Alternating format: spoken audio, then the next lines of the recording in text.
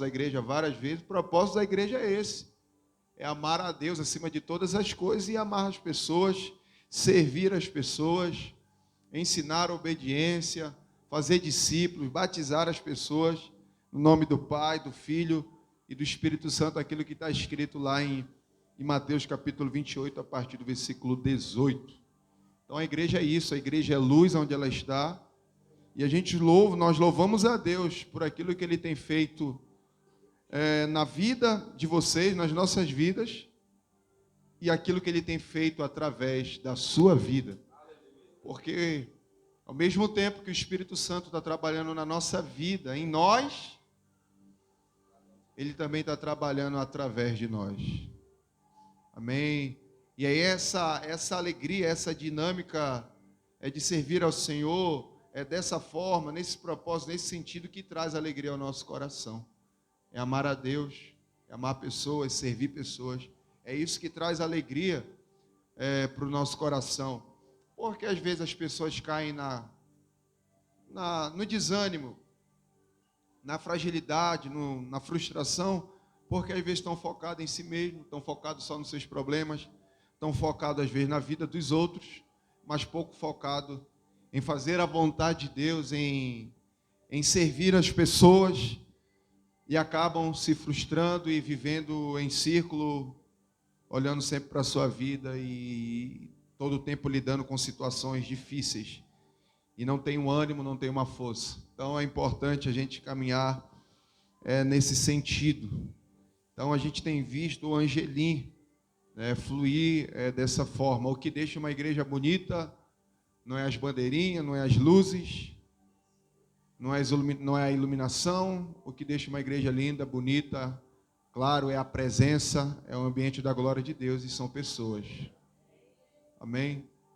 Vocês deixam essa igreja mais linda e mais bonita.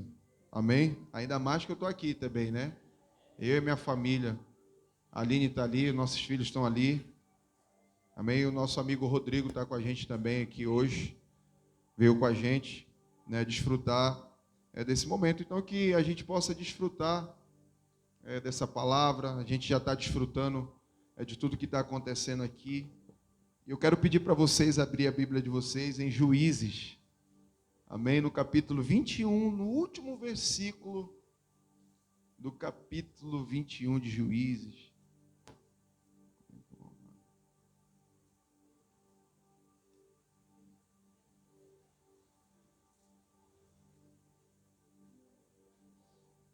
Amém?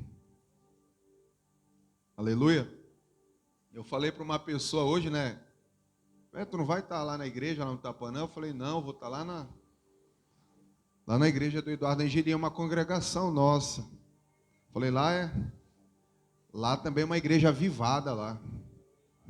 Amém? Falei, é uma igreja avivada lá, o pastor de lá, os pastores são meus amigos, são mais novos do que eu. E o pastor de lá da igreja do Angelim, ele tem uma trajetória parecida com a minha, Questão de objetivo, de sonho, quando eu era pequeno, de ser jogador de futebol. E essas coisas, o Alan também teve a mesma trajetória e hoje a gente está aqui, Ele com 40 anos e eu com 34. Amém? E uma igreja, ela é avivada não é pelo barulho que ela faz. Uma igreja é avivada pela diferença que ela faz, onde ela está.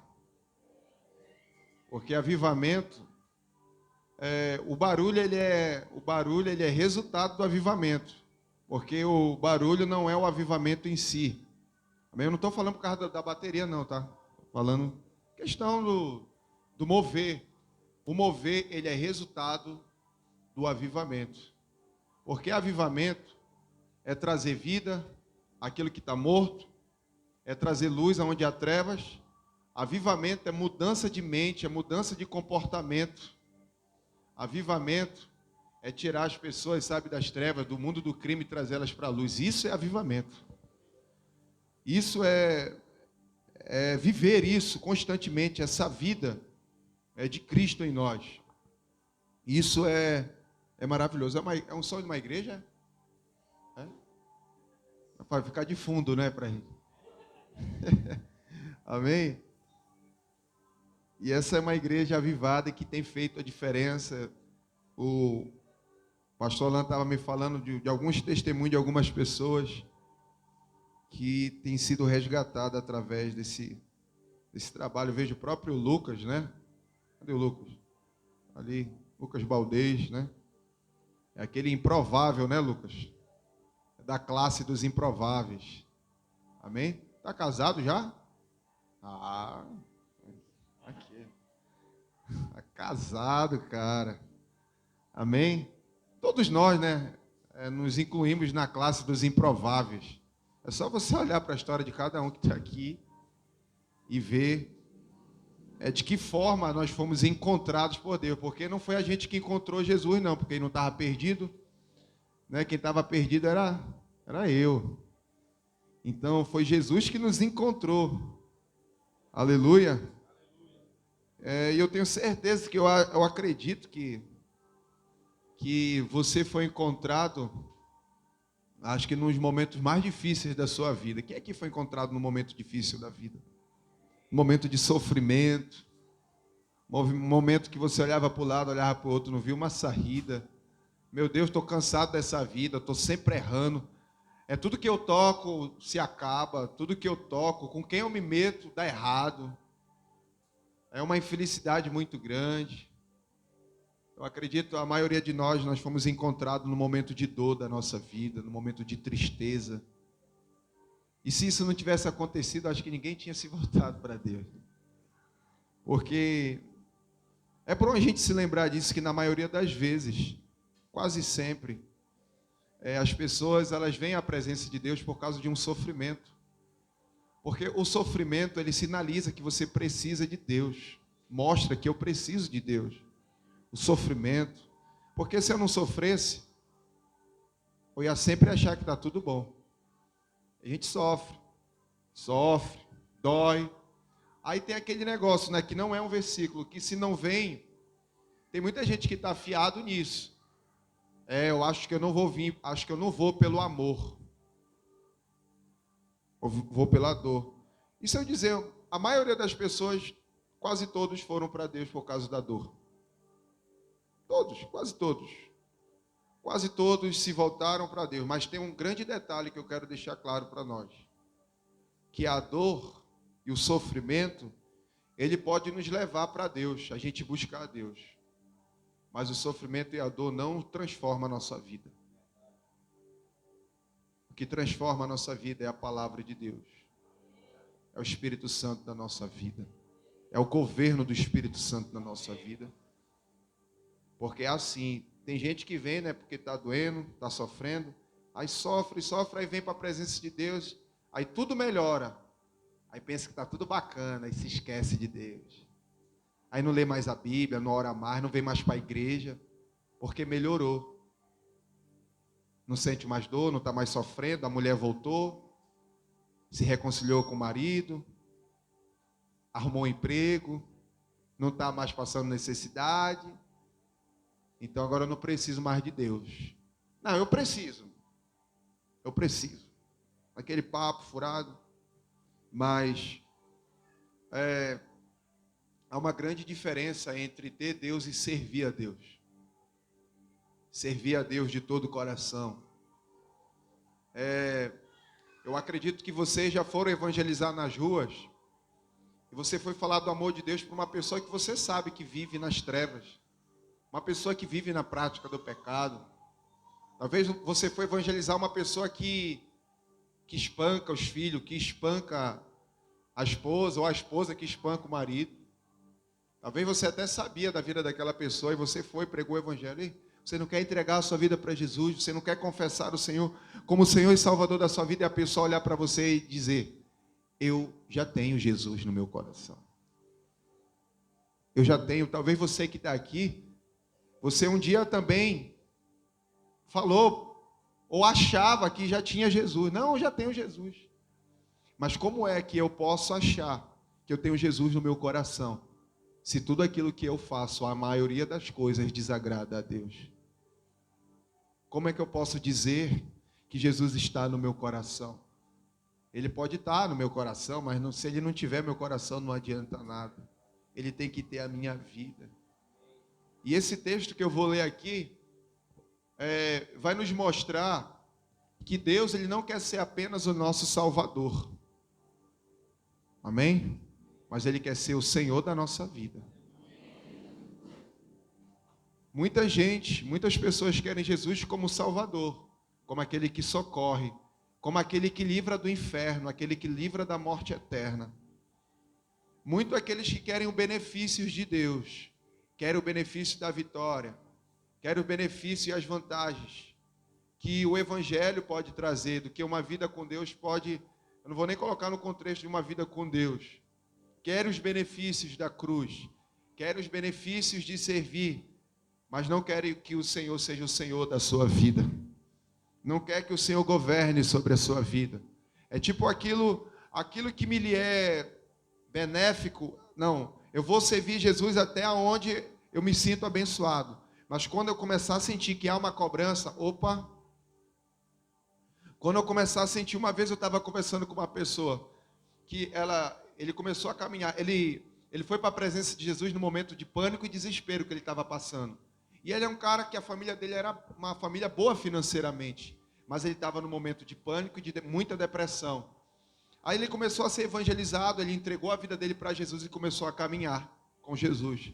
Ele superou a depressão e superou o pânico. Mas sabe o que aconteceu de um tempo depois? Ele se afastou da igreja e, consequentemente, se afastou de Deus. E hoje ele fala que ele é 50% do mundo e 50% cristão. Tem alguém aqui que é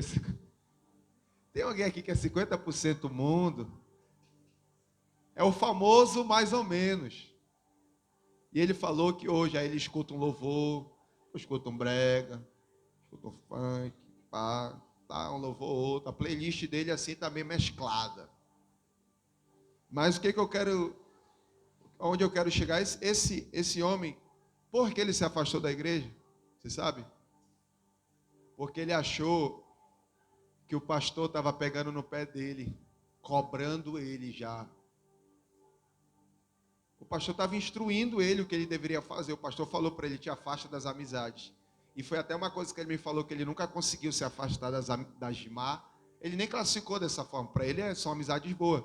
Amizade de copo, e ele nem bebe. Mas os amigos dele bebem, ele falou que ele gosta de estar no meio, de conversar com seus amigos. E ele achou que o pastor estava cobrando ele. E quando o pastor começou a cobrar, ele começou a ver um monte de defeito na igreja. Ele começou a criticar, achar que a igreja só queria dinheiro. Então, ele serviu a Deus até quando a depressão dele passou, quando ele superou a doença. Quando a doença passou, ele começou a se encher de dedo. Ele começou a se encher de razão. E se afastou da presença de Deus. Essa é a condição miserável de um homem que não se converte ao Senhor. De uma pessoa que não se converte.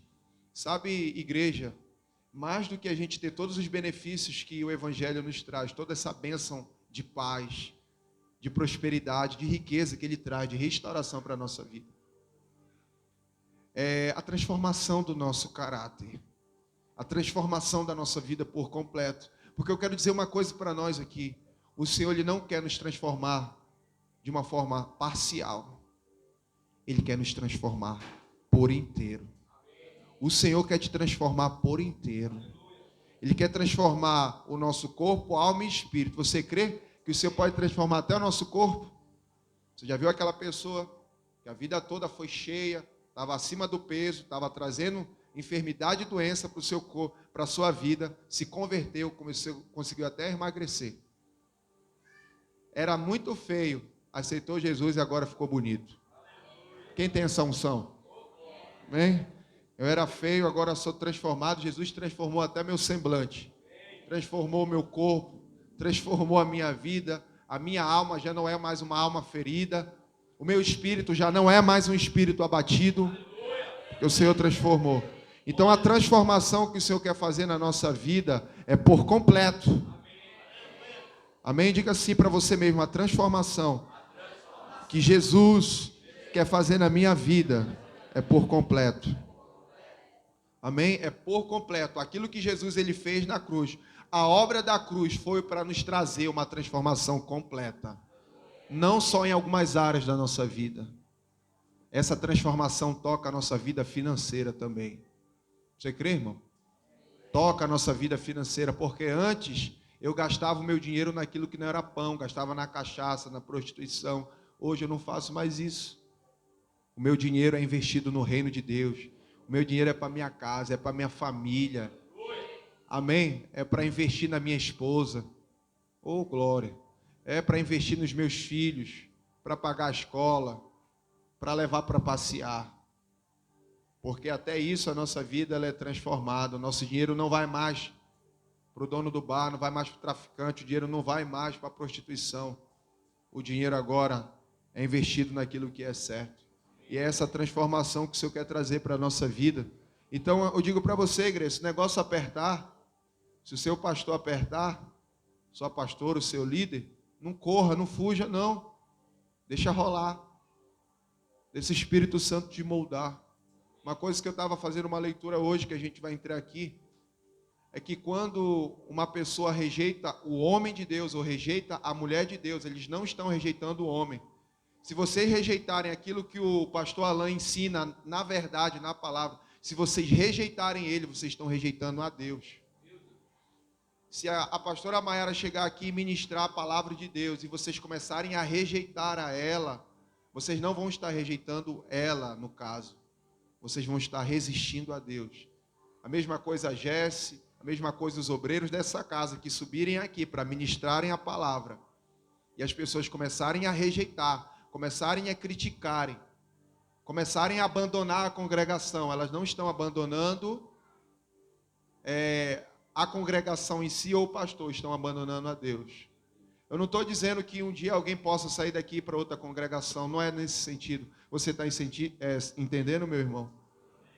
Porque o desejo do Senhor é converter o nosso coração, o desejo do Senhor é transformar todas as áreas da nossa vida.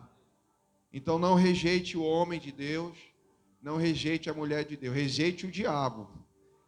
A Bíblia vai dizer para a gente resistir ao diabo, não ao Espírito Santo. Resista ao diabo, resista às suas obras, porque ele fugirá de vós. Aleluia! A presença de Deus é real nesse lugar, meu irmão. Ele traz confiança ao nosso coração, traz graça para a gente poder ministrar. A presença dele é real nesse lugar. O versículo 25 desse texto. Amém? Capítulo 21. E o fundo continua, amém? Irmão? Versículo 25. O que está escrito? Eu vou deixar você ler, vou pedir para você ler do jeito que está na sua Bíblia. 1, 2, 3, leia aí, por favor.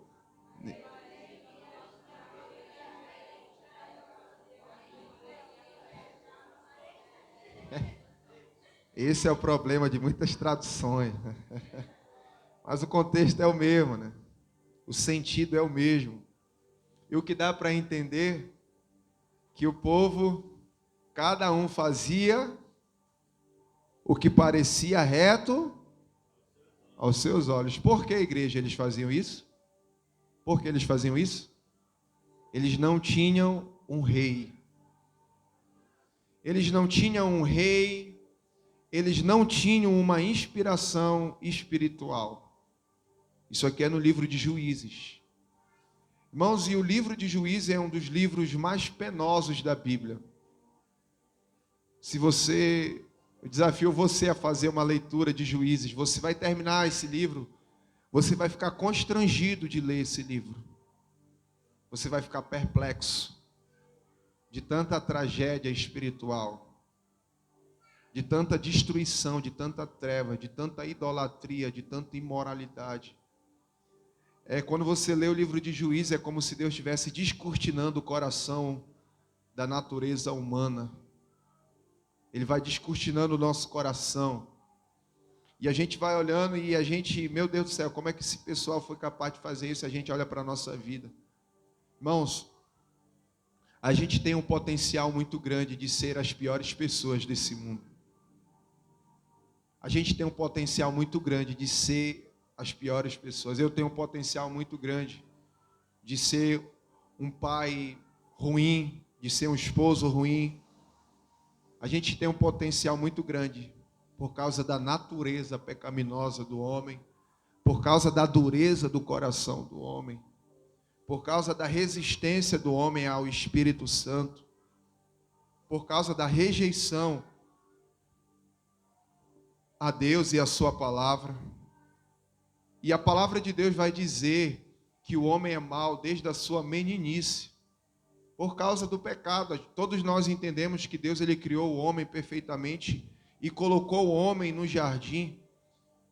O homem se tornou alma vivente, o homem é a imagem e a semelhança de Deus, tudo perfeito. Estava tudo caminhando muito bem, mas aí entrou a desgraça do pecado no mundo. O pecado que desfigurou, o pecado que tirou toda a beleza, o pecado que tirou todo aquele bom perfume do Senhor na nossa vida, porque o pecado, para algumas pessoas, o pecado pode ser algo gostoso da carne, pode ser algo maravilhoso da carne, pode dar prazer, mas o fim é amargo, o fim é destruição, o fim é perda, o fim é feridas, porque não tem coisa. A gente pensa que às vezes o que fere o coração é a rejeição. A rejeição fere o coração das pessoas, mas não existe, eu quero dizer algo para nós aqui, não existe nada mais que fira o coração do homem do que o pecado. Porque o que fere o nosso coração, o que fere a nossa alma, não é somente uma pessoa que nos ofende, não é uma pessoa que fala mal. O que fere o nosso coração é o pecado. O que fere a nossa alma, o nosso coração é o egoísmo. O que fere o nosso coração é a vaidade, é o orgulho. O pecado que fere o nosso coração. Você já viu aquela pessoa que ela pecou contra Deus, ela pecou contra o Senhor, ela pecou contra a santidade de Deus, ela fez e ela sabe que aquilo que ela fez foi mal aos olhos de Deus, mas no final de tudo, ela se sente injustiçada.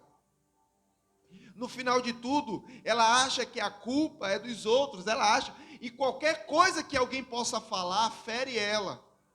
Mas por que fere?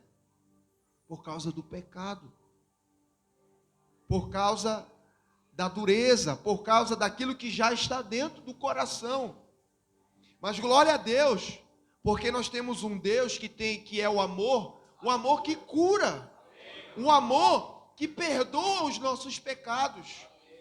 A gente vai ver na Bíblia por 3 vezes, em algumas referências no Velho Testamento, que Deus ele não tem o culpado por inocente.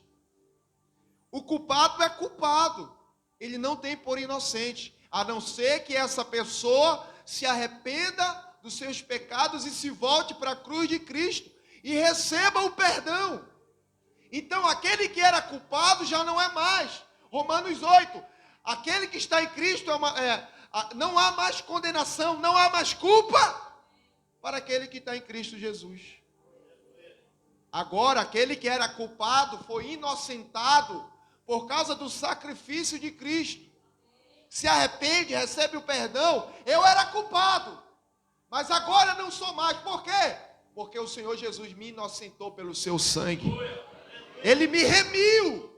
As consequências, elas podem até ainda perdurar. Ainda pode ficar ali aquela consequência de um ato.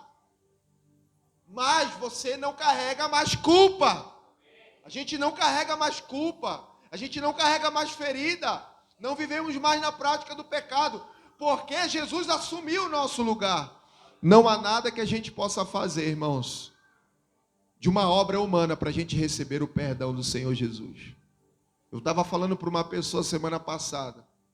Eu falei para a pessoa que às vezes a pessoa está no erro, pecou, e ela tenta se punir. Ela não consegue se perdoar. Tem que se perdoar, porque Cristo perdoa. Eu não posso negar uma graça que me é dada. Eu não posso negar. Não posso negar o perdão. Então, Deus, ele criou o homem de forma perfeita, o pecado entrou, feriu o coração do homem, e agora o homem carece de restauração. A Bíblia vai dizer que todos estão afastados, não há um justo sequer, não há ninguém que tema ao Senhor. Todos se extraviaram, todos se desviaram. Esse todos eram nós, irmão. Era nós, todos nós. Irmãos, quando a gente tem essa consciência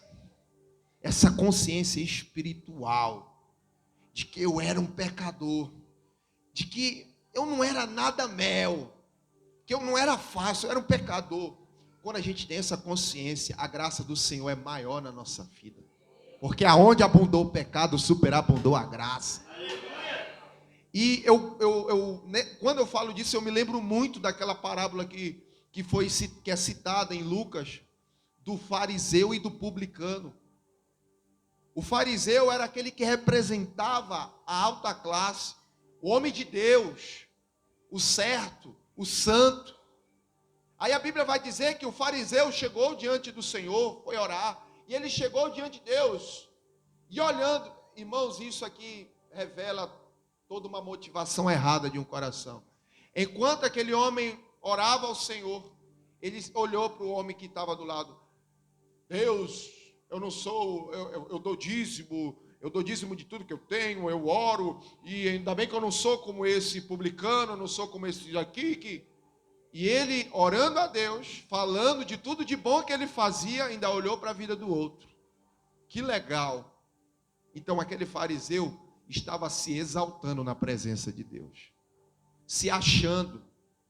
Eu gosto daquela palavra que está em Gálatas, que o apóstolo Paulo ele fala: vocês que se acham alguma coisa, vocês que acham que são alguma coisa, vocês não são nada. Eu gosto desse negócio, porque às vezes a pessoa, ela está numa posição que ela se acha muito, e às vezes ela fica se exaltando, se elogiando a si próprio. E essa foi a atitude desse fariseu. De contrapartida, o publicano, qual era a atitude do publicano? O que ele fazia? O que a Bíblia vai dizer? Ele batia no peito. Então, bater no peito é um sinal de arrependimento. Ele batia no seu peito e dizia: "Sê propício a mim, pecador." Em outras palavras, ele estava dizendo: Senhor, tem misericórdia de mim, eu sou um pecador miserável. O apóstolo Paulo ele vai dizer que dos pecadores ele é o pior. Então, a gente vê que quando a gente tem um coração assim diante de Deus, a gente vai ficar cada vez mais longe do pecado e nos aproximar cada vez mais de Deus. Ser santo como Ele é, ser humilde como Ele é, ser manso como Ele é. E a trajetória do homem foi essa. Agora o homem precisa ser restaurado, precisa de cura, está destituído da glória de Deus. Mas aí, irmãos, vem toda uma trajetória de destruição, de pecado, de idolatria. A gente vê momentos bons, momentos ruins, a gente vê um povo inconstante, a gente vê um povo que se esquece, um povo que se arrepende, mas logo em seguida cai de novo. A gente vê homens como Abraão, nosso pai na fé, homem de Deus, amigo de Deus, mas também a gente vê que esse homem falhou. A gente vê Moisés, antes de Moisés se tornar o libertador de Israel, ele foi um homicida. Então a gente vê como é que Deus ele resgata e transforma a nossa vida.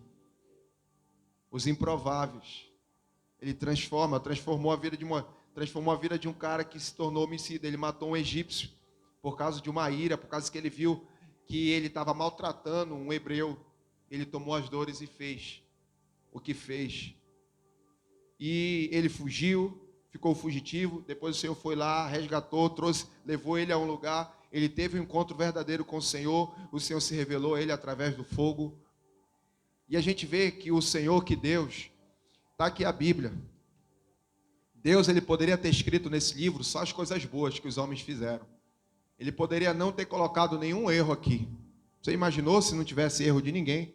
E a pessoa, se tivesse na Bíblia só a história boa de Davi, não tivesse os erros que ele cometeu? Você imagina se não tivesse aqui, porque a Bíblia fala da história de Paulo, foi um dos maiores missionários depois de Jesus que já existiu. Mas a Bíblia fez questão de dizer o que Paulo fazia antes de ser um crente. O que ele fazia?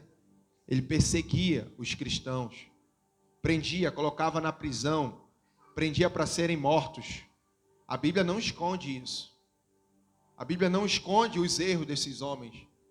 A gente vai ver no livro de Juízes, que é o nosso livro da meditação aqui. 3 juízes chamam a nossa atenção no livro de Juízes. Os que chamaram mais atenção, qual foram? Gideão, Jefté e Sansão. 3 homens que foram levantados por Deus para libertar o povo da opressão dos inimigos. 3. Teve um monte, mas esses foram os que mais se destacaram. E no tempo de Juízes, você acabou de ver aqui, né? Acabei de citar. Não tinha rei, eles não tinham uma direção, eles não tinham uma referência espiritual. Cada um fazia o que dava na cabeça. Não tinha uma adoração genuína, não tinha um povo que se voltava para Deus. Tinha um povo que queria os benefícios, mas que eles queriam a glória, mas eles não queriam sacrificar. Então, a gente vê um povo desnorteado, a gente vê homens, muitos juízes que se levantaram, caíram, não eram referência nenhuma espiritual nem de força. A gente pega a história de Gideão, todo mundo conhece a história de Gideão pelos 300 homens, 300 soldados que ele foi para a guerra, e ele venceu a guerra com 300 homens. Todo mundo se lembra disso, que Gideão ele foi usado tremendamente, ele estava lá no lagar, e ele livrou o povo de Deus da mão dos midianitas. Todo mundo lembra disso, mas ninguém lembra de Gideão como uma referência de oração, de palavra, de adoração. Lá na frente Deus ia levantar, mas a gente vê que nesse tempo tinha homens de referência, que eram do trabalho, que eram de guerra, como Sansão. Qual a referência espiritual que Sansão tinha? Quase nenhuma. O que ele tinha de positivo? Ele foi um consagrado desde o ventre. E a Bíblia fala que toda vez, quando ele precisava empreender uma força, o Espírito Santo vinha sobre ele, ele ficava possesso do Espírito Santo por aquele momento, e ele conseguia fazer a sua missão. Mas a gente sabe que Sansão, ele se tornou Sansão, porque ele caiu muito no pecado da imoralidade. Ele foi muito levado pelos seus pensamentos imorais. Ele foi muito levado pelos seus desejos. E aqui a gente percebe que quando a gente é levado por os nossos desejos, da nossa carne, o final disso é destruição. Ele também, Sansão, se envolveu muito com as mulheres de outros deuses, com as mulheres de outros povos. E isso corrompeu ele. Porque, irmãos, toda a amizade, o povo de Deus não pode ter amizade com o mundo. A gente não pode negociar, porque o fim é trágico. O fim sempre vai ser trágico. O envolvimento com o mundo, eu não estou dizendo que a gente não vai conversar com as pessoas, gente, não é isso. Mas é amizade com o mundo, é consentir com o pecado, é se envolver, é dar ouvidos, sabe? Ter essa amizade, não. Porque uma coisa é certa, o cristão, o povo de Deus, ele tem que ter definido no seu coração o que é pecado e o que não é. A gente tem que ter definido no nosso coração o que é errado, o que não é. A gente tem que saber e a gente tem que ver pecado como pecado. Não adianta a gente passar a mão. Porque isso pode nos prender e nos levar à destruição. Como a gente vê no livro de Juízes. Eles não tinham rei. Eles não tinham direção. Eis aqui o problema de não se ter uma liderança espiritual na vida. O homem que não tem uma liderança espiritual, eu não vou nem colocar ainda no contexto de pastor, de líder de célula, mas o próprio Deus, uma liderança espiritual, glória a Deus, porque hoje nós temos um que é maior que Gideão, um que é maior que Moisés, um que é maior que Abraão, um maior que Paulo, que é Jesus. A nossa referência, a nossa inspiração e o nosso líder espiritual. Hoje nós temos um líder. Eu tenho um líder na minha vida. Eu tenho um rei. Ele não é um rei, ele é o rei dos reis. Ele é o governador da nossa vida. Hoje eu não faço mais o que dá na telha. Eu não faço mais o que os meus olhos, os olhos do meu coração desejam. Como diz, e cada um fazia o que parecia, o que era reto aos seus olhos. Porque o povo fazia, não tinha rei. Eles tinham uma referência de homens de guerra. Eles tinham referência de homens de luta. Eles tinham referência de homens trabalhadores. Mas não tinham uma referência espiritual. De adoração, de louvor. E o povo estava assim, perdido. Perdido. Tamanho era a escuridão espiritual. Tamanho eram as trevas espirituais, mas louvado seja o nosso Deus. Jesus, eu sou a luz do mundo. Eu sou a luz. Um povo que vivia em trevas, viu grande luz. Eu vivia em trevas, eu vi a luz raiou, brilhou sobre a minha vida. E Cristo, o nosso Rei, o nosso Senhor, Ele é o Senhor da minha vida. Então hoje eu não faço mais o que a minha cabeça quer. Você já viu o pior conselho? Eu vou dizer qual é o pior conselho que você pode dar para alguém. É aquele: faça o que o teu coração te manda. Quem já deu esse conselho? Não precisa responder, não. Quando alguém vem dizer, eu não sei. Aí tipo assim, aí vem um jovem da igreja. Aí, pastor, eu estou gostando de uma menina, mas ela não é crente. Estou apaixonado por ela, meu coração bate, tal. Estou apaixonado, mas ela não é crente. Ela ainda tem um detalhe, ela gosta de festa, todo final de semana, mas estou muito apaixonado. Aí alguém vem, cara, faz o que o teu coração te manda. Pastor, com o meu coração, mano, o meu coração está dizendo que eu tenho que ir lá agora com ela.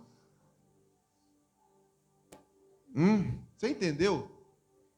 Você entendeu que faz o que o teu coração te manda é o pior conselho que você pode dar para alguém. Quando uma pessoa, meu filho, a palavra de Deus diz isso, isso e isso, que a luz não se une com as trevas. O que o texto original vai dizer? Que não separe o que Deus uniu, não é isso? O texto lá de casamento, vocês que casaram, Eduardo casou recentemente, né? O que Deus uniu, não separa o homem. E ouvi uma pregação, um título de uma pregação que o pastor dizia, Deus, ele disse isso, né? Não separe o que Deus uniu. E também ele estava dizendo, não una o que Deus separou. Não tente unir trevas com luz. Não tente juntar o errado com o certo. Já está separado, então não junte. Beleza? Amém, irmão? Da mesma forma que a gente não vai separar o que Deus uniu, a gente também não vai juntar o que Ele mandou separar. Separa, não é para juntar isso mais. Siga em frente. Então, um povo desviado da verdade, um povo que fazia o que queria. E olha só, dentro desse livro, tem aqui a história de Gideão, né? Gideão vitorioso. Mas aqui eu quero no capítulo 8 de Juízes. Dá uma voltada aí, por favor. Capítulo 8.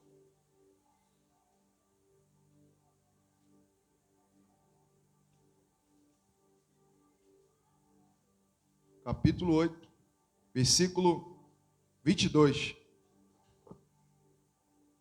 O povo estava querendo muito. Olha só. Depois da vitória de Gideão, olha o que o povo pediu. E os israelitas, capítulo 8, versículo 22. E os israelitas disseram a Gideão. O que eles falaram para Gideão? Domina tu sobre nós, tu e teu filho e o filho de teu neto, porque nos livraste da mão dos midianitas. Versículo 23, igreja. Mas Gideão respondeu, não serei senhor sobre vós, nem o meu filho sobre vós dominará. Eu gosto muito disso. O Senhor dominará, o Senhor reinará sobre vós. Eu não, Deus me livre. Eu não quero isso para mim. Mas, irmãos, essa foi a resposta correta que Gideão ele poderia dar ao povo que queria aclamar ele como rei. O povo sempre tem uma tendência de aclamar rei, de adorar pessoas, quando elas fazem algum tipo de milagre. Então a gente vê as pessoas adorando o homem que Deus usa. E esse povo estava tão desesperado por um rei, eles estavam tão desesperados por uma liderança, que eles pediram para Gideão liderar e reinar sobre ele. Mas a resposta de Gideão foi correta. Reine o Senhor sobre vocês. Reine o Senhor, governe o Senhor sobre a vida de vocês. Eu não. Não busque governo de homens para a sua vida. Não busque o seu próprio governo, busque o governo do Espírito. Pastor, e como é que o Senhor governa? Como é que eu sei? Como é que governo é esse? Que reino é esse? Está na palavra. O governo do Espírito pela palavra de Deus. Esse é até o tema da Assembleia de Deus. É parecido com isso. Guiados pela Bíblia, guiados pelo... Né? E é esse o governo que a gente precisa na nossa vida. Um Provérbios vai dizer que tem caminho ao homem que aos seus olhos parece ser bom, mas o seu fim não é o melhor. Então a gente não tem que julgar as coisas segundo o nosso sentido e a nossa natureza humana. A gente tem que julgar segundo a palavra, segundo o governo de Deus. Isso é princípio para a nossa vida. O filtro não é o meu coração, o filtro é o Espírito Santo, o filtro é a palavra. Tudo que não é bom vai ficar retido fora de mim. Mas tudo aquilo que é bom eu vou reter para a minha vida. Isso vai nutrir a minha mente, vai nutrir o meu espírito. E eu vou ser governado por Deus. Ele vai reinar sobre a minha vida. Mas a gente vê um povo aqui precisando de uma direção. E é um pouco triste essa história final de Gideão. Porque, olha só o que diz o versículo 27. E Gideão fez deles um éfode, o qual guardou em sua cidade, em Ofra, e aconteceu que todo Israel se prostituiu ali após esse éfode, naquele lugar. E foi isto por tropeço a Gideão e a sua casa. Gideão tropeçou no final da caminhada. Você já viu aquela frase? Eu vou ajeitar ela. Porque se der para você começar bem, comece. Amém? Porque a frase original é assim. O importante não é começar bem. É terminar bem. Mas eu vou ajeitar a frase assim.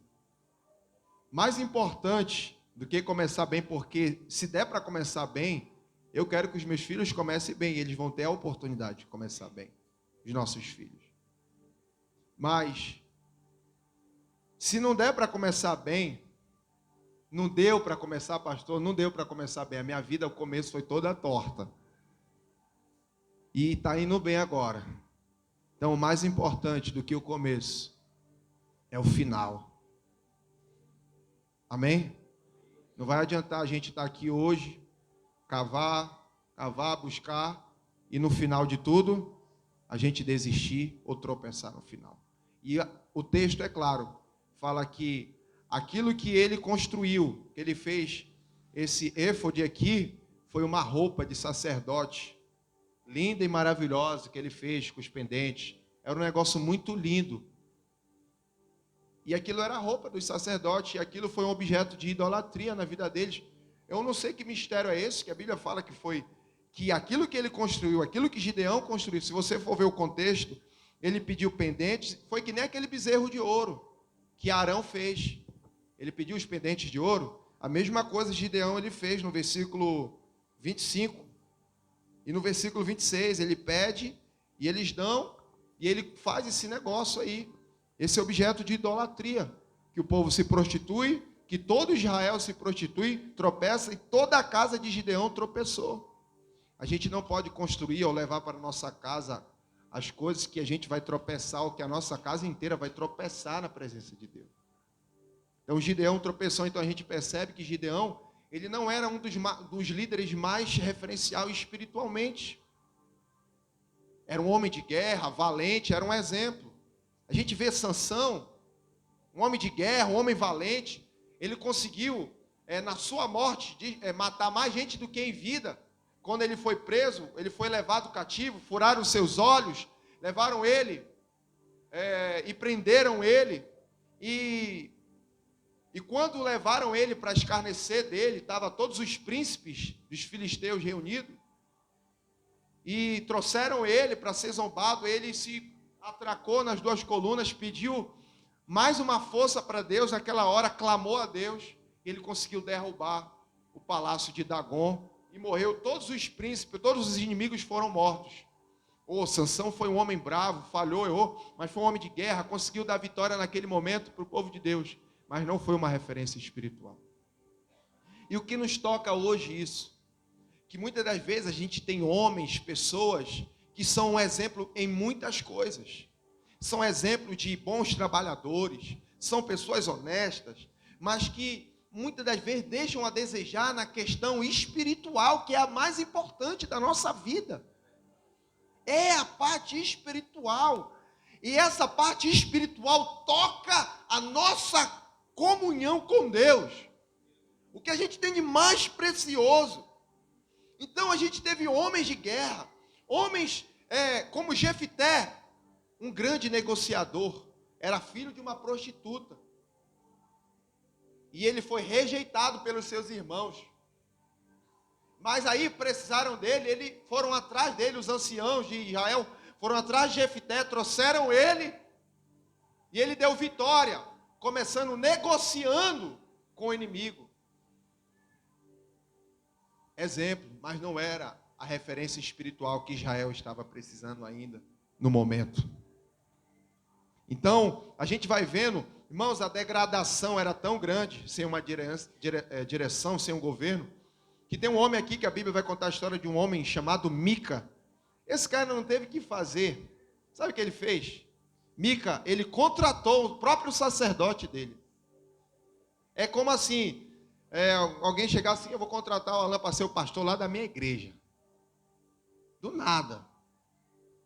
Ele, Mica, foi lá e contratou, pagou, ofereceu um boró para um levita, para ele ser sacerdote.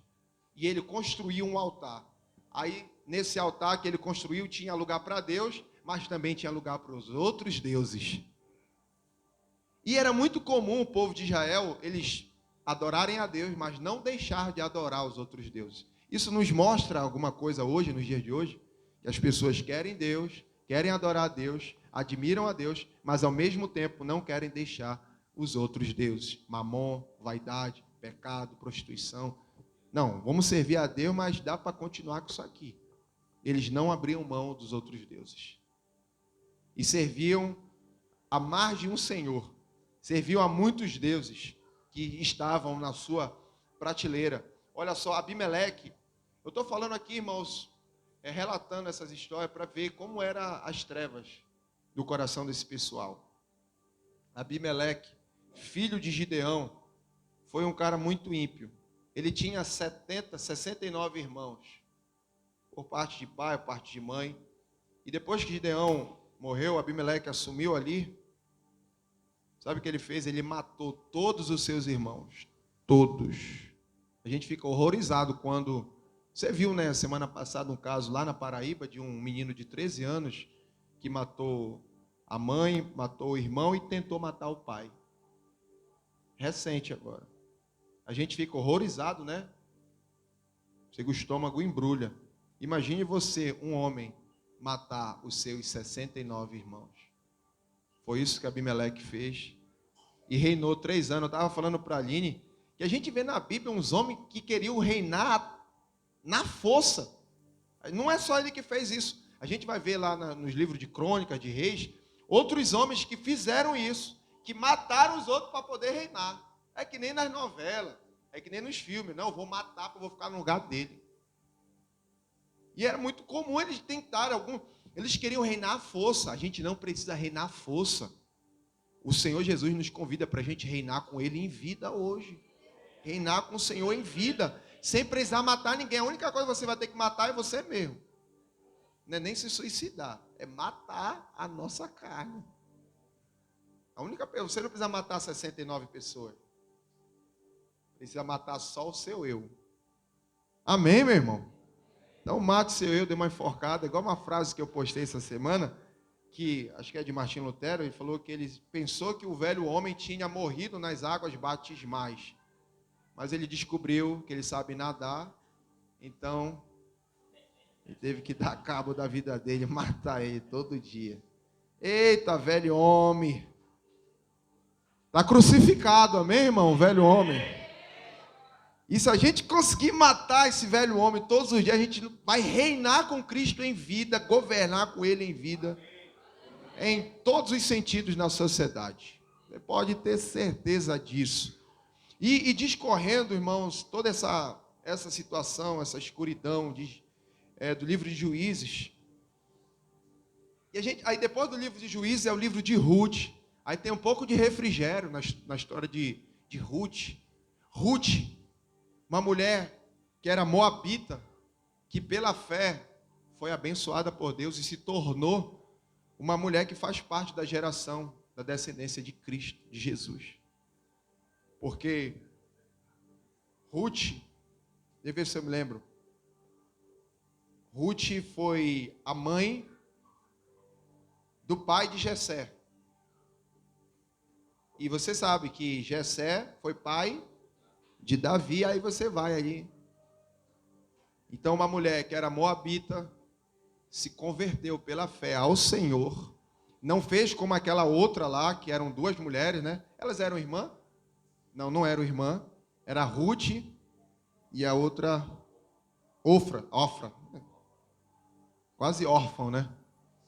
E ela decidiu ficar em Moabe e Ruth decidiu ir com Noemi. E, irmãos, que história maravilhosa. No meio de tanta escuridão, elas estavam nas terras moabitas por causa da fome que existia em Israel. E então o esposo dela morre, o esposo das filhas, das mulheres morre, todo mundo fica sem marido. Aí todo mundo vai regressar. Aí Ruth e Noemi voltam para Israel e lá tem toda aquela trajetória de bênção que acontece e a transformação. Mas aí logo em seguida vem o livro de Samuel e a escuridão ainda continua. Israel continua sem líder. É um povo que continua sem direção. E a gente vai vendo que o povo agora se levantou um juiz, um homem de Deus, e começa a sinalizar algo diferente. Um homem que começa a pregar sobre arrependimento. Porque a gente vê no livro de Juízes que não tem essa palavra muito presente. Eu não me lembro de ter lido ela. Mas a palavra arrependimento não existe. E é isso que acontece quando na vida de uma pessoa não existe essa palavra arrependimento. Quando essa palavra é tirada do meio da igreja, arrependimento vai ter o quê? Trevas, escuridão. Quando não há arrependimento, há fome, há destruição, há miséria. Por isso que essa palavra ela não pode sair do nosso meio. Porque vira e mexe, a gente precisa estar se arrependendo de pensamentos, de motivações erradas, de coisas que fazemos que desagrada a Deus.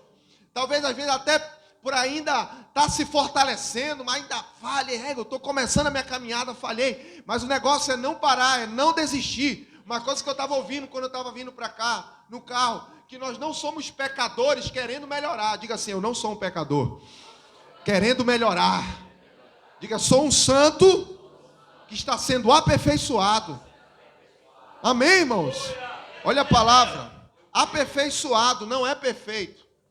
Apesar de que eu sempre gosto de salientar isso, que para Deus existe uma perfeição em relação ao homem. Porque senão ele não falava para Abraão, ande na minha presença e ser perfeito. E se você for pegar uma Bíblia que tem um estudo mais detalhado, essa palavra ser perfeito, ela está falando sobre comunhão. Está falando sobre vida, sobre relacionamento. Então, ande na minha presença, tenha comunhão comigo. Porque a perfeição para Deus, em relação a mim e a você, é comunhão. É comunhão. E a gente vai ver outro texto dizendo que Deus ele fala para a gente andar, para a gente ser perfeito, ser um varão perfeito. Mas que perfeição é essa? A perfeição que Deus ele quer de mim não é a mesma perfeição que você espera. Porque não existe perfeição, não existe homem perfeito, mas para Deus existe um tipo de perfeição. E qual é esse tipo de perfeição? Coração contrito, coração quebrantado. Um coração sincero diante de Deus. Esse é um coração de um homem perfeito. Na presença de Deus. Um homem que falha, mas que busca a restauração. Que busca. É por isso que o salmista Davi, a gente vai aprender com ele. No Salmo 32, ele vai dizer que todo aquele que é santo orará a ti a tempo de ser achado, de se encontrar. Porque o homem santo, ele peca, ele pode pecar e falhar, mas por ele ser um homem santo de Deus, ele vai buscar a reconciliação, ele vai buscar a purificação da sua vida. Irmãos, porque Deus ele conhece a nossa estrutura, ele sabe que somos fracos, por isso ele diz, lá em Hebreus, que não existe um sacerdote que se compadeça das nossas fraquezas, como ele se compadece das nossas fraquezas. E ele sentiu na pele o que é ser tentado. Mas glória a Deus, porque ele não pecou. Ele não pecou. Então isso nos torna pessoas santas como ele é. E é isso que ele quer, essa perfeição que Deus ele espera de mim e de você. Um coração contrito, quebrantado. Irmãos, e a gente vai vendo em Samuel, aqui no livro de Samuel, já sinalizando um homem vai nascer, que vai trazer esperança, que é Samuel, o profeta. O seu nascimento já foi extraordinário. Né? Como tem uma frase que fala, acho que é o Luiz Hermínio que fala que as mulheres estéreis da Bíblia tiveram filhos ilustres, filhos diferenciados. Você pode ver, olha aí, bora só lembrar, Isabel era estéril. Quem foi? Ela gerou quem? João Batista. A gente vai ver a mulher de Manoá. A gente acabou de falar dele. Ela gerou Sansão, um libertador de Israel. E Ana era estéril. Ana gerou Samuel. E tantos outros, que eu não estou nem me lembrando aqui, de mulheres que eram estéreis, mas que tiveram filhos ilustres. Filhos que foram diferença na terra, que nasceram. E a gente vai ver Ana, que era estéril, gerou Samuel. E ela fez uma promessa, o filho, se o Senhor desse o filho a ela ia oferecer esse filho a Deus. E ela deu, depois que ele foi desmamado, ele foi morar no tabernáculo, ele foi morar no templo com Eli, aos cuidados de Eli.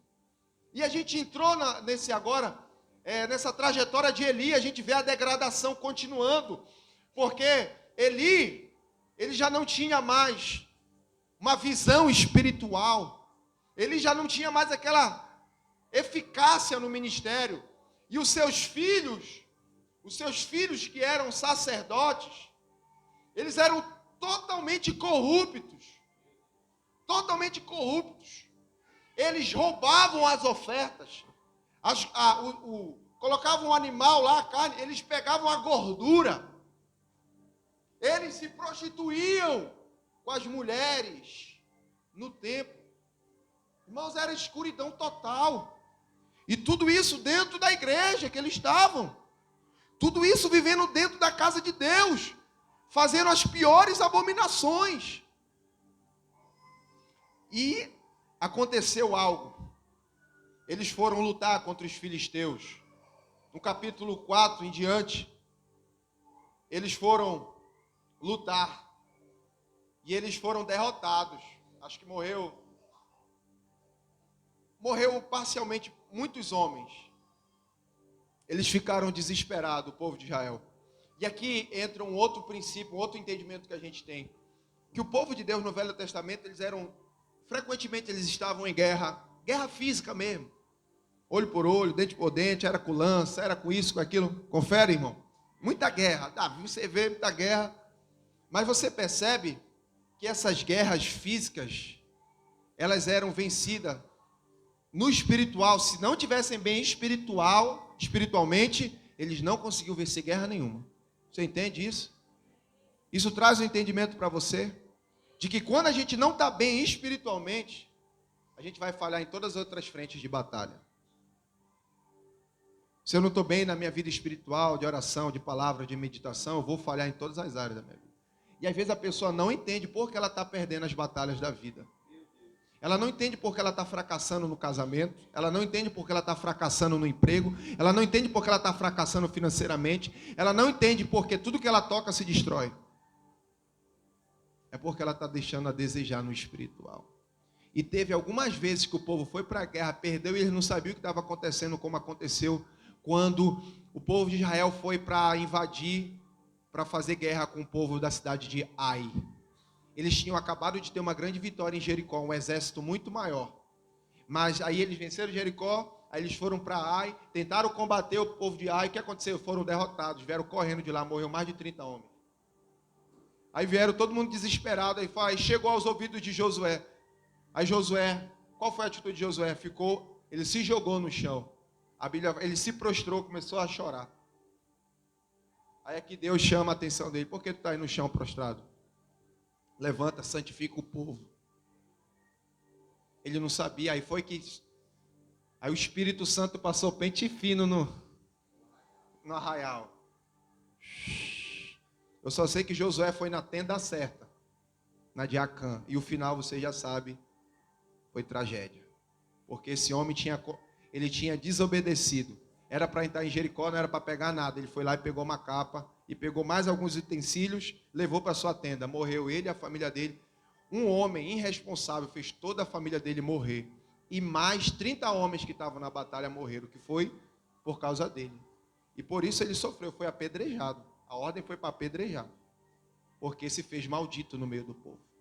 Trouxe destruição para o povo. Aconteceu isso. Eles falharam na desobediência. Foram para a guerra.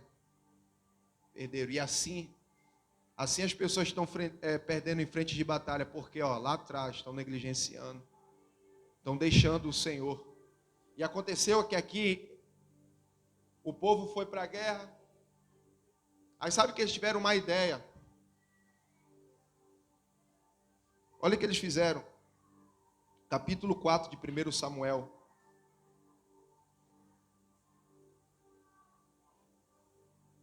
Versículo 4.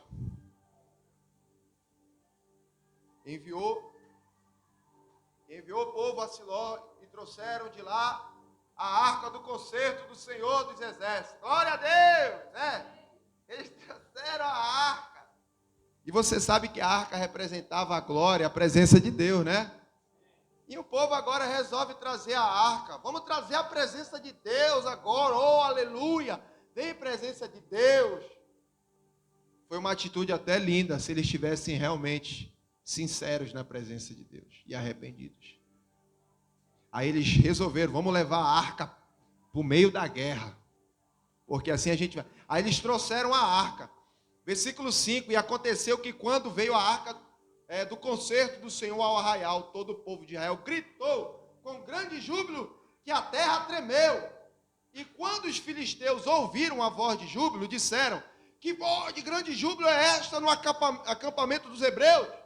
E souberam que a arca do Senhor tinha vindo ao acampamento. E os filisteus tiveram medo, porque diziam: veio Deus ao acampamento. E disseram: ai de nós, pois nunca tal coisa sucedeu antes. Tudo maravilha, né? A gente poderia dar glória a Deus agora, depois dessa leitura.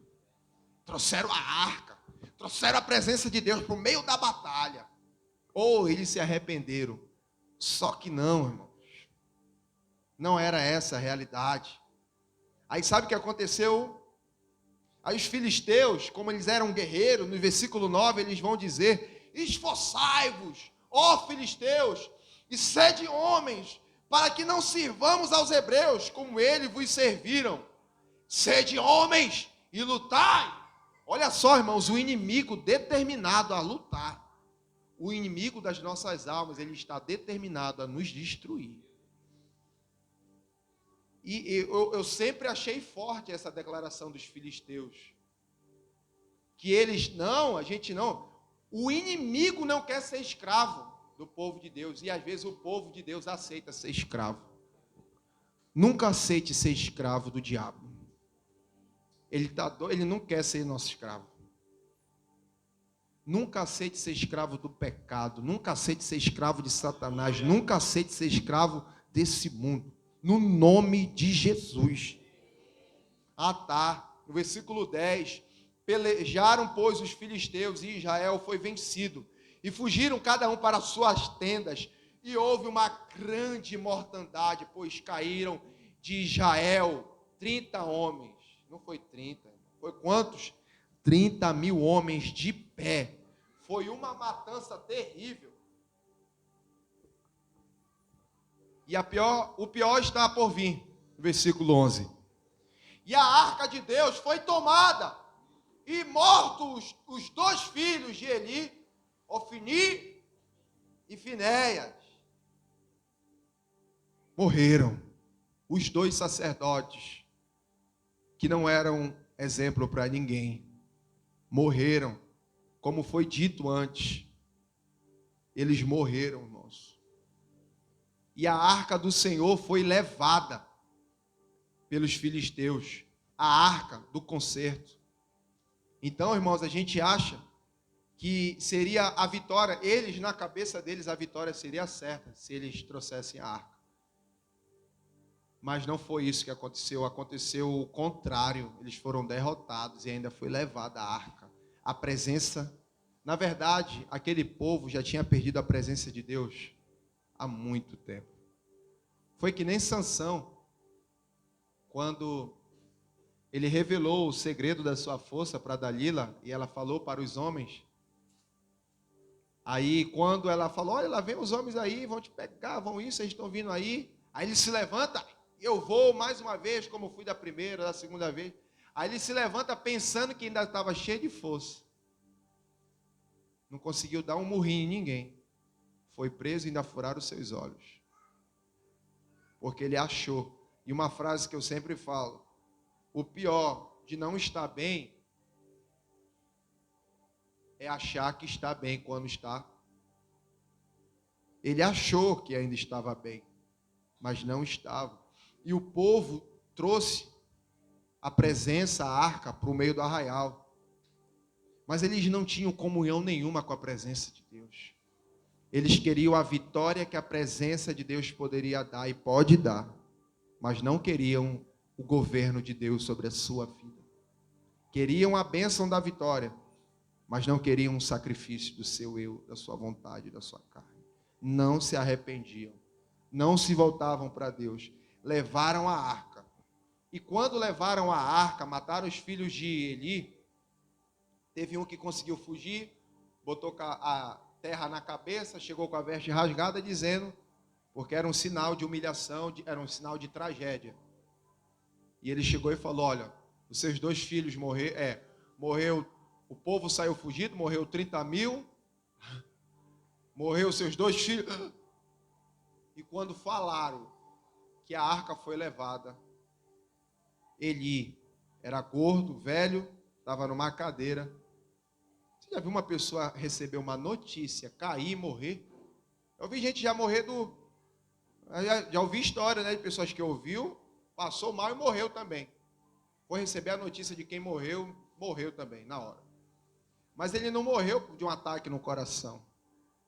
Ele morreu porque ele estava velho, bem grandão, e caiu da cadeira. A cadeira acho que deveria ser uma dessa aqui. Quebrou o pescoço. Ele morreu, quebrou o pescoço dele. Porque eu acredito que ele ficou muito desesperado quando o povo morreu 30 homens, morreu seus filhos, mas ele ficou mais desesperado ainda quando a presença de Deus foi levada, a glória de Deus. Acredito assim, é como assim, a pessoa não deu o devido valor. Ela não deu o devido valor quando a presença estava ali. Quando Deus estava ali. Aí quando ele se vai, a pessoa quer dar. Você já viu aquele negócio? Não, fulano não vai aprender só quando ele perder. Ele só vai aprender a dar valor quando ele perde. Irmãos, não precisa ser assim. Será que a gente só vai conseguir dar valor às coisas quando a gente perder elas? Será que um homem só vai querer dar valor à sua esposa quando perdê-la? Será que uma esposa vai querer dar valor ao seu esposo só quando perder? Será que para mim saber o valor dos meus filhos, eu vou ter que perder um? Não precisa, irmãos. Será que eu vou ter que dar valor à presença de Deus só quando eu estiver lá no fundo do poço? Se eu posso dar valor a Deus agora, ativar minha comunhão com Ele, me fortalecer nele, na força do seu poder? Será que eu vou querer Deus só para mim ter as minhas vitórias pessoais? Será que eu vou querer Deus? Será que eu vou querer Deus só para passar num concurso? Será que eu vou querer Deus só para comprar minha casa? Será que eu vou querer Deus porque eu falo algo, acho que nunca você ouviu o que eu vou falar aqui, sobre fé. Você já viu aquela pessoa que fala, com fé em Deus, eu vou tirar a minha habilitação. Com fé em Deus, eu vou comprar minha casa própria. Com fé em Deus, eu vou passar no meu concurso. Com fé em Deus, eu vou passar nessa entrevista. Com fé em Deus, eu vou ser chamado. Com fé em Deus, eu vou me casar. Com fé em Deus, eu vou fazer a viagem dos meus sonhos. Com fé em Deus, eu vou comprar meu carro. Com fé em Deus, eu vou ter minha motinho. Tudo lindo e bonito, amém? Tem que ter fé mesmo. Mas aí, eu pergunto, cadê aquele que diz no coração, com fé em Deus eu vou obedecer, com fé em Deus eu vou amar a Deus, com fé em Deus eu vou buscar uma transformação para o meu caráter, com fé em Deus eu vou ajudar o meu próximo, com fé em Deus eu vou ser uma bênção na minha congregação, com fé em Deus eu vou negar o meu eu. Porque às vezes as pessoas só têm fé para aquilo que é benéfico ao seu bem-estar. Nada de errado em ter fé, em ter todas essas coisas. Mas às vezes as pessoas se detêm só nisso. Não tem uma fé para obedecer. Não tem uma fé para se santificar. E isso vai trazer ruína. E a gente vê um povo aqui que só queria a bênção, queria a vitória, mas não conseguiram. E era destruição total. Irmãos, vendo todo esse cenário de destruição, aí o que aconteceu? Depois de tudo isso, aí o povo se arrependeu, Samuel veio, já estava um homem já formado, proclamou, aí começa a ter um sinal de arrependimento. A primeira palavra, depois de muito tempo, a palavra arrependimento aparece de novo na história. Quando a palavra arrependimento aparece na vida de uma pessoa, a vida dessa pessoa é transformada. O arrependimento é mais que um sentimento, é uma mudança, é uma transformação. O arrependimento é uma grande tristeza em relação a Deus. Sabe, às vezes aquela tristeza que a pessoa não sai, eu estou muito triste, eu não sei que tristeza é essa. Irmãos, vá para Deus, vai ver se essa tristeza não é para você se arrepender dos seus pecados. Ai, que tristeza, que vazio é esse que eu estou sentindo? Ai, que tristeza, eu não sei, eu estou recebendo em dia, está tudo certo, mas eu continuo com uma tristeza.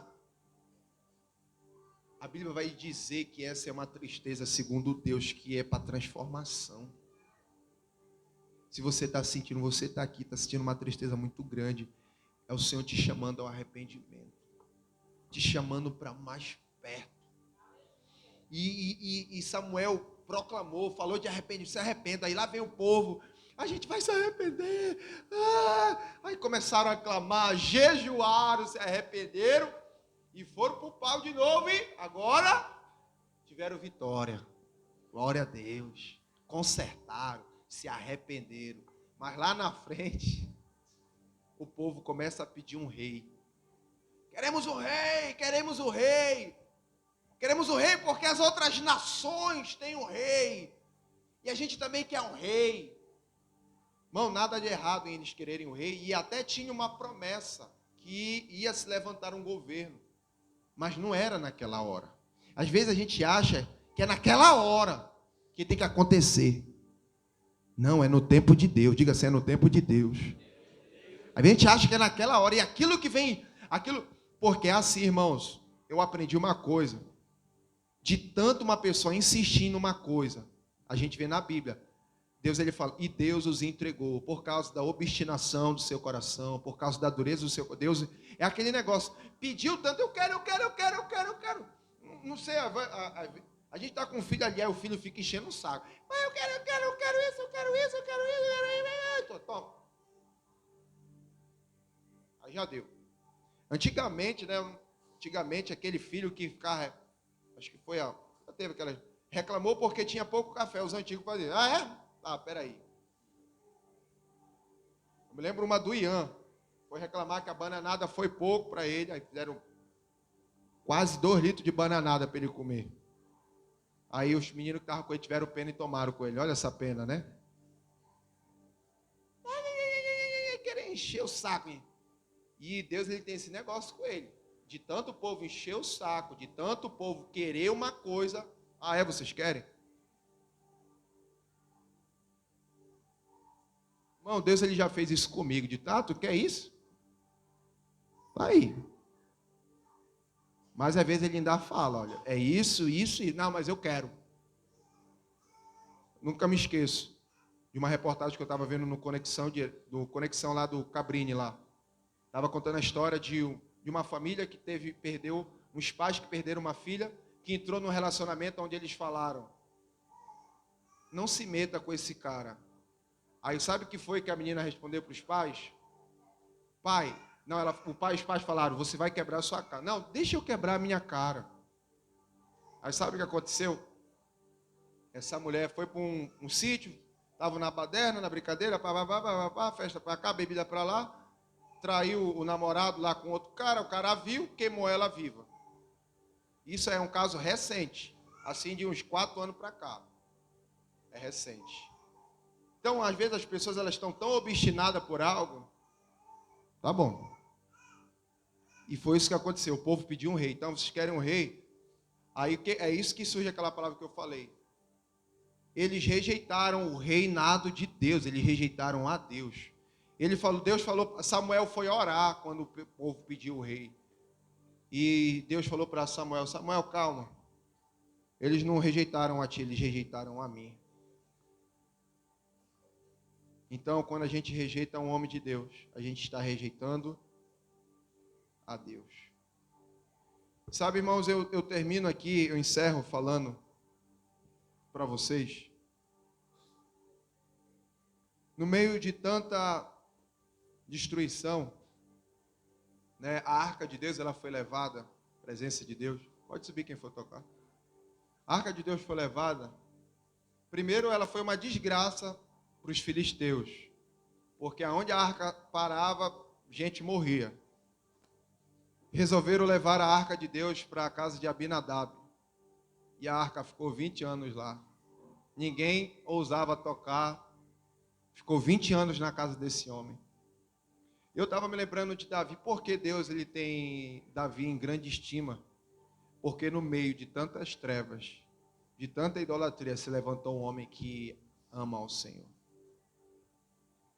A gente vê a história de Salomão. Salomão foi um homem de Deus, mas no percurso da sua caminhada ele cometeu muita idolatria contra Deus. Davi não. Davi teve o pecado, né, da carne. Davi teve o pecado da carne, adulterou. Teve orgulho também. Mas ele nunca cometeu o pecado da idolatria. Ele nunca deixou de adorar a Deus para adorar outros deuses. Ele tem essa no currículo dele. E Davi, ele foi o responsável em trazer a arca, a presença de Deus de volta para Jerusalém. É por isso que Deus tem ele em grande estima, porque esse homem, ele foi um amante da presença de Deus. Ele errou, ele falhou, ele foi repreendido, ele sofreu duras consequências do seu pecado, mas a sua comunhão com Deus foi restaurada. Aí que vem o Salmo 51. Então, irmãos, um povo estava obstinado por um rei. A gente não precisa de um reino humano. A gente tem o reino do Senhor, o Rei dos Reis sobre a nossa vida. Quero pedir para você ficar de pé no nome de Jesus, por favor.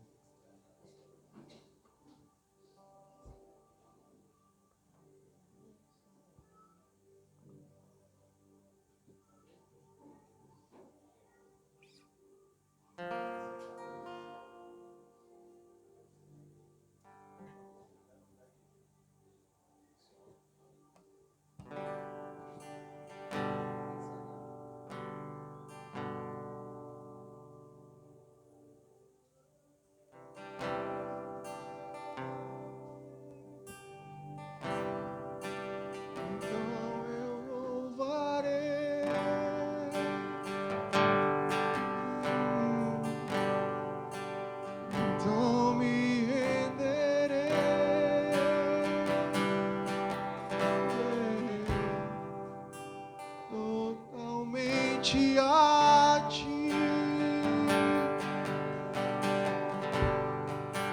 Então adorarei,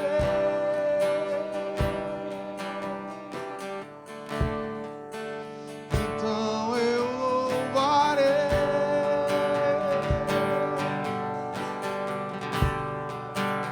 então me renderei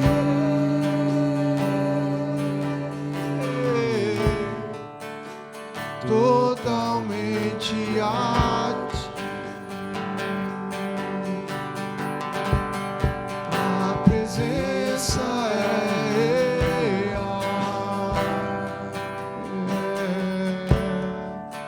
Aqui nesse lugar, eu sei, Senhor, tua presença é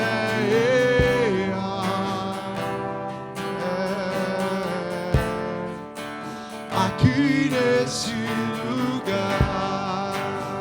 Você crê que o Verbo se fez carne? Tua presença é real aqui nesse lugar. Ela é real, a presença é real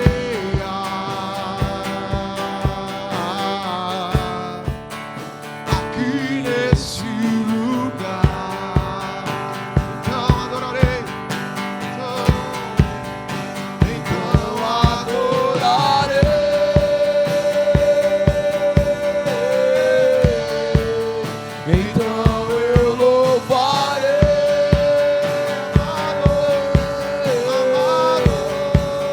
Então me renderei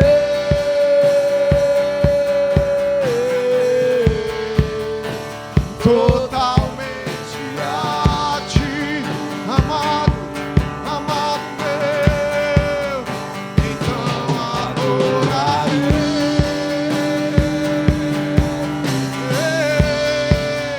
então eu louvarei, adorarei, então me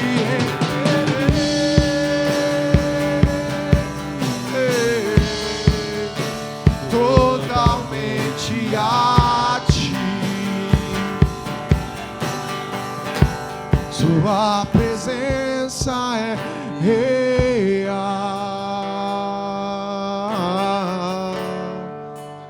aqui nesse lugar. presença é real. Sua presença é real.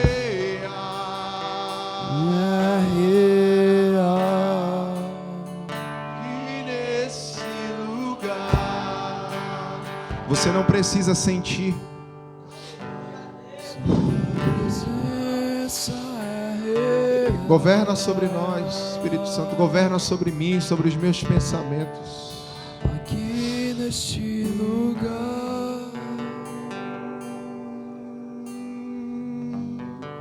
Eu te dou meu coração, Santo, eu te dou meu coração, Santo, eu te dou meu coração, Santo, Santo é o Senhor, nosso prazer, nosso prazer. eu te dou meu coração. Santo, eu te dou meu coração. Santo, eu te dou, mais uma vez, se preciso for, eu não negarei, eu não me negarei, eu te dou meu coração. Eu não tenho pra onde ir, eu não tenho pra onde ir, meu coração.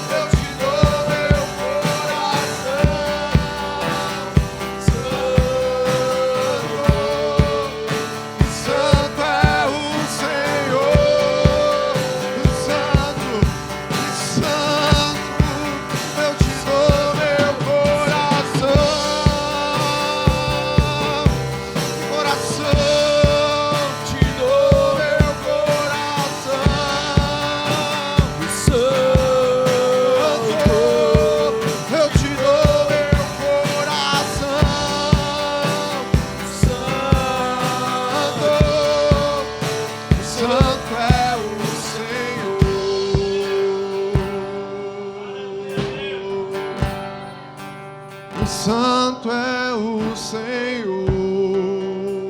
Santo é o Senhor. Santo é o Senhor. Santo é o Senhor. Glória, glória, glória, glória, glória, glória, glória, glória, glória. Reina sobre nós, reina sobre nós. Santo é o Senhor. O povo que vivia em trevas viu grande luz. Eu te dou meu coração, Santo. Eu te dou meu coração. Se preciso for, Santo. meu coração, Santo. Santo é o Senhor.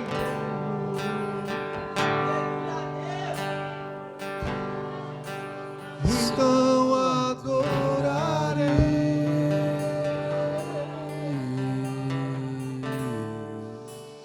Então eu Louvarei.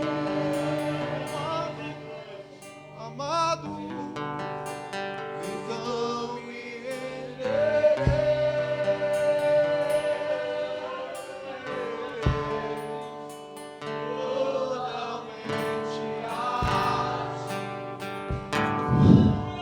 Nós temos um rei. Nós temos um rei. Glória, glória, glória, glória, glória, glória, glória. Temos um rei. O Eduardo Angeli tem um rei. Essa casa tem um rei, um governo. Essa casa tem um governo. Essa casa tem um governo. Essa casa tem uma liderança espiritual. Temos uma liderança espiritual. Temos um pastor sobre nós. Temos um rei. Temos um rei. Temos um rei. Temos um governo. O reino de Deus não é comida e nem bebida.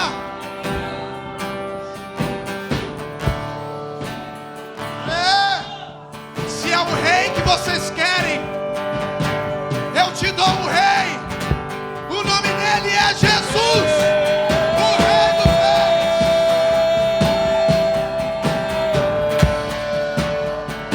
Rei dos Reis. E toda igreja que tem um rei, ela vai na direção certa. Não andamos mais por aquilo que os nossos olhos mostram. Não seguimos mais o nosso coração. Seguimos o nosso rei. Temos um governo sobre nós. Não precisamos do governo humano. Temos o governo espiritual. Um reinado que jamais terá fim. Levante suas mãos. Levante suas mãos. Ele nos constituiu rei e sacerdote desse reino. Reina o Senhor, tremam os povos. Ele está entronizado. Ele está entronizado. Ele é Senhor.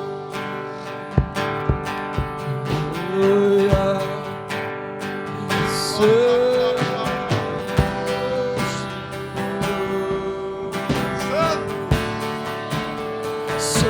é o Senhor. Santo é o Senhor.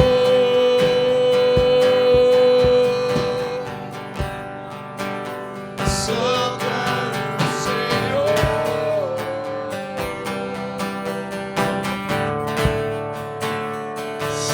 é o Senhor.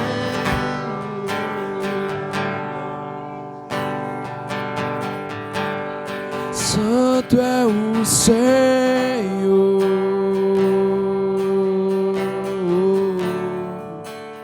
Santo é o Senhor. Reina o Senhor sobre vocês. Nós te bendizemos, Senhor, por esse tempo, pela tua presença, pelo teu reino sobre nós, Senhor. Tua glória, tua glória, tua glória, tua glória. Aleluia. Tem alguém aqui nessa noite que quer se reconciliar, entregar a sua vida a Cristo? Eu quero dar essa oportunidade para você fazer isso publicamente hoje. Receber o perdão, graça, reafirmar a sua aliança com Deus. Ter um rei sobre a sua vida. Talvez você que está aqui, chegou aqui, fazia só a sua vontade, era como esse povo. Um povo que não tinha rei, que não tinha direção e fazia tudo que achava que era certo.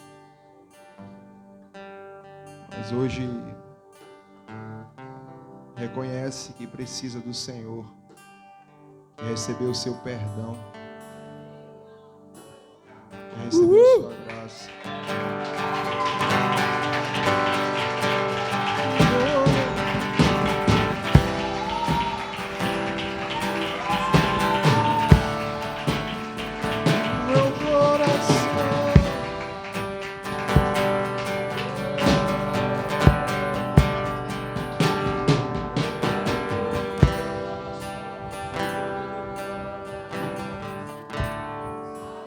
Santo é o Senhor. Eu te dou meu coração. Eu te dou meu coração.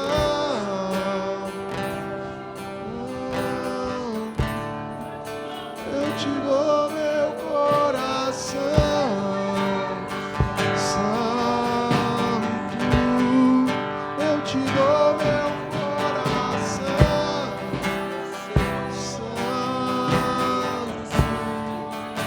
Santo é o Senhor.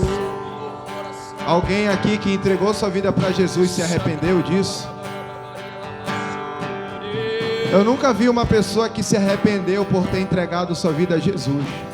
Eu já vi pessoas se arrependerem por não ter feito isso.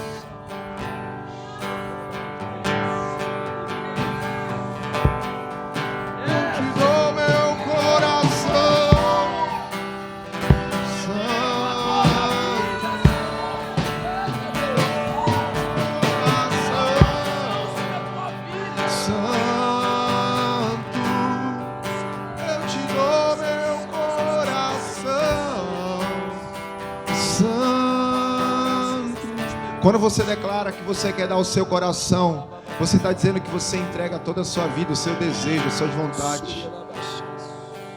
Senhor, que essa igreja,